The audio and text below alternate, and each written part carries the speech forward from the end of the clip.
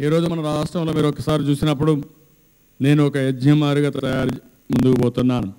జల దీక్ష అనే పేరు పెట్టాను. ఈరోజు ఈ రాష్ట్రంలో రాయలసీమలో కరువు ఉంది. అదే మరిగా మనకు నదులు ఉన్నాయి. ఈరోజు మనకుండే నదులు ఎవరికీ లేవు. అందులో కూడా మన చివరి ప్రాంతంలో ఉన్నాం. మన తర్వాత సముద్రమే ఉంది. పైనుంచి వచ్చే నదులన్నీ మన తర్వాత సముద్రం లేకపోతున్నాయి. అదే మరి ఇక్కడ కూడా 850 మిల్లీమీటర్ల వర్షపాతం పడుతుంది.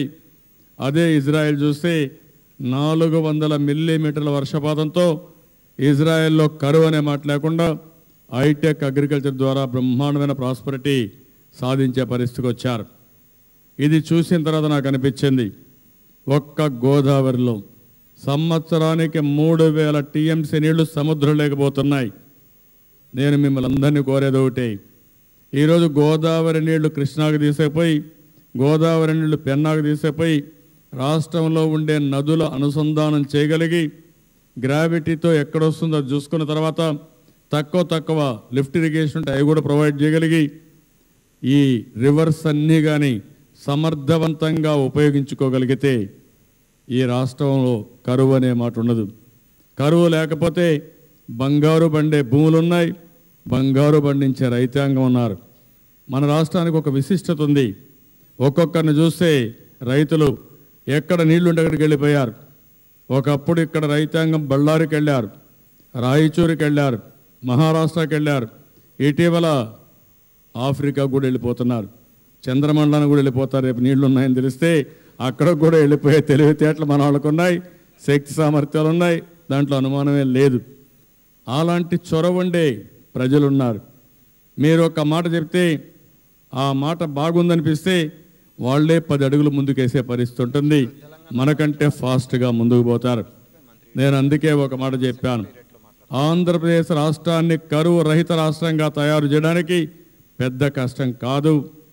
ఈ ఎన్డీఏ ప్రభుత్వం వచ్చిన తర్వాత ప్రధానమంత్రి నరేంద్ర మోడీ గారు ప్రమాణ స్వీకారం చేసిన వెంటనే 7 మండలాలు తెలంగాణలో ఉంటే ఏవైతే ముంపుకు గురవుతాయో ఆ మండలాలు ఆంధ్రప్రదేశ్కి ఇచ్చి తర్వాతనే పార్లమెంట్ సమావేశం పెట్టారు. దానివల్ల ఒకప్పుడు కళ అనుకున్నటువంటి పోలవరం ప్రాజెక్టు ఈరోజు నిజమవుతుంది. 2018కి తప్పకుండా ఈ నీళ్లు కృష్ణా డెల్టాకి, కృష్ణా నదికి అనుసంధానం అవుతుంది. అప్పటి వరకు కూడా వెయిట్ చేయడం నాకు ఇష్టం లేకుండా పోలవరం రైట్ మెయిన్ కెనాల్ పూర్తి చేస్తున్నాం. ఈ నెలలోనే నీళ్లు తీసిపోయే అవకాశం వస్తుంది. పట్టసీమ లిఫ్ట్ ఇరిగేషన్ పెట్టాం. మీరు ఒకసారి చూస్తే ఇవన్నీ కూడా ఒక చరిత్ర. మార్చి 29న ప్రారంభించాం, ఆగస్టు 15న మొదటి విడత ప్రారంభం కూడా చేయబోతున్నాం. అంటే ఎంత స్పీడ్గా చేశామో మీరు ఒకటి గుర్తుపెట్టుకోవాల్సిన అవసరం ఉంది. ఈరోజు ఇక్కడంతా మీరు చూస్తున్నారు, ఏదైతే గోదావరి మహాపుష్కరాలు ఒక్కొక్క రోజు 60 లక్షల మంది వచ్చారు, 40 లక్షల మంది వస్తున్నారు, రాష్ట్రం అంతా వస్తున్నారు. దేశం మొత్తం కూడా చాలా రాష్ట్రాల నుంచి ప్రజలు ఇక్కడ వచ్చి గోదావరి పుష్కరాల సందర్భంగా పవిత్ర స్నానాలు చేసే పరిస్థితి వచ్చింది. అయితే ఈ విషయంలో మీరు మనందరం నేర్చుకోవాల్సింది, ఇన్ని లక్షల మంది మామూలుగా ఒక్కొక్కసారి చిన్న ఇది జరిగిన ఫంక్షన్ జరిగిన ఆ ప్రాంతం అంతా కూడా ఎంత డస్ట్తో లేకుంటే కాగితాలతో చెత్తతో కలుషితం అయిపోతుంది.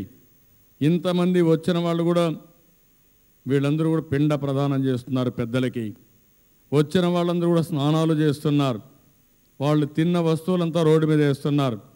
ఇంకొక పక్క మంచినీళ్ళు లేకపోతే, ఇప్పుడన్నా కొంచెం చల్లగా ఉంది కానీ మొన్నటి వరకు మంచినీళ్ళు లేకపోతే పెద్ద ఎత్తున శాచెట్స్ కూడా తీసుకొచ్చి ఎక్కడికక్కడ నీళ్లు ఇస్తే వాళ్ళు తాగిన తర్వాత నీళ్లు అయిపోయిన తర్వాత కాగితాలు కూడా ప్లాస్టిక్ కూడా రోడ్డు. తెలంగాణ సెక్రటరియట్లో రాష్ట్ర ఆర్థిక